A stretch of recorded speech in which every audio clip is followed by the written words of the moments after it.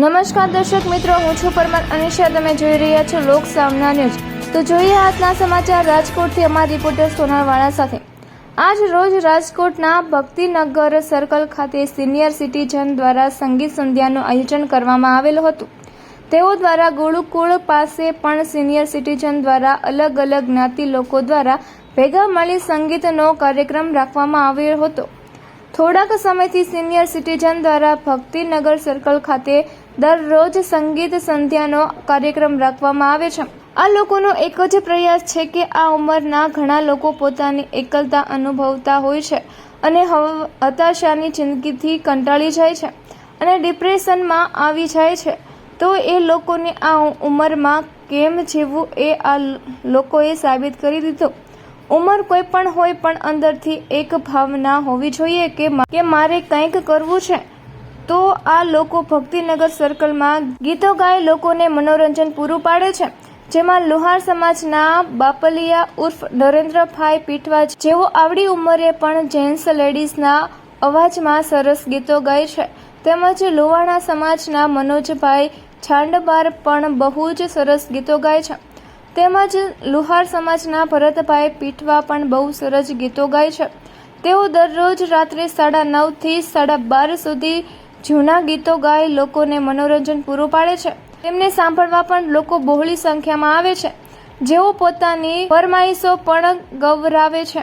બાપલિયાનું કહેવાનું થાય છે કે તમે લોકો જીવનમાં ઉદાસ ન થાઓ. ઉંમર કોઈ પણ હોય, પણ તમે પ્રવૃત્તિમય રહો એટલે તમે જીવનમાં ક્યારેય પણ એકલતા અનુભવશો નહીં અને તમને જીવવાની નવી દિશા મળશે.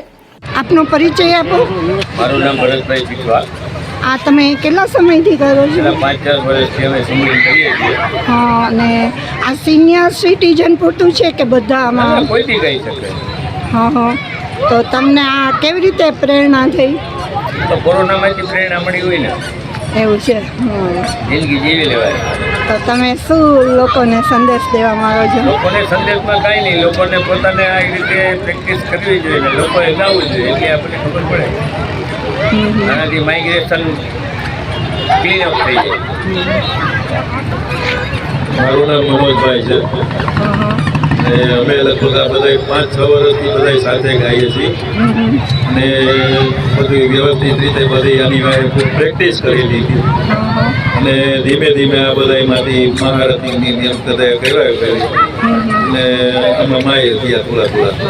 કેવડું ગ્રુપ છે તમારું આ? અમે લગભગ ગણતરી કરીએ તો 5-6 જણા છીએ.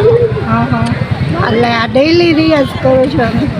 આમ તો ડેઈલી હોય, પણ ક્યારેક ક્યારેક કોઈના કામસર હોય તો ન થઈ શકે.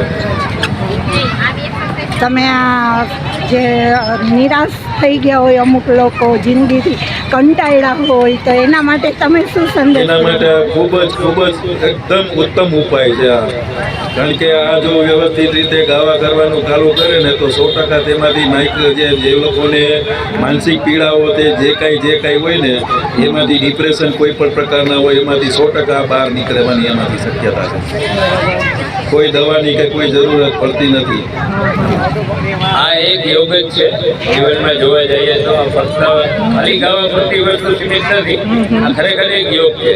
માણસનું ધ્યાન કેન્દ્રિત થાય એક જ ક્યારે ગીત ગવાય અને ત્યારે એને કાંઈ ખબર નથી એવું મારી આગળ કોણ છે, પાછળ કોણ છે. એ હાથની નીચે રાખે છે. આપનો પરિચય આપો. મારું નામ નરેન્દ્રભાઈ પીઠવા છે. હું વૃક્ષ બાપલિયા તરીકે મારી છાપ છે. હું સમાજની સેવા કરું છું અને આ ગાવાથી અમને ઘણી આમ તૃપ્તિ મળી રહી છે અને 5 ગીત ગાઈ લે તો નીંદર પણ આરામથી આવી જાય છે અને લોકોને આનંદ કરાવે છે. અમને સર્કલમાં આવતા ઠીક લાગતી, તો અમારા જે ભરતભાઈ પીઠવા છે ને એને અમને પ્રેરણા આપી કે તમે અહીંયા ગાઓ. એટલે પહેલાં તો શરમ લાગતી હતી કે આ સર્કલમાં કેવા કોઈને ગમે ન ગમે, પણ લોકોને બધાને મોજ આવે છે કે ના સરસ છે, બધા સરસ ગાય છે અને લોકો ફરમાઈશ કરતા હોય છે. બીજું બોલો. મારા જય માતાજી, જય શ્રી કૃષ્ણ, જય સોમનાથ. તો ફરી મળીશું એક નવા સમાચાર સાથે. ત્યાં સુધી જોતા રહો લોક સામના ન્યૂઝ.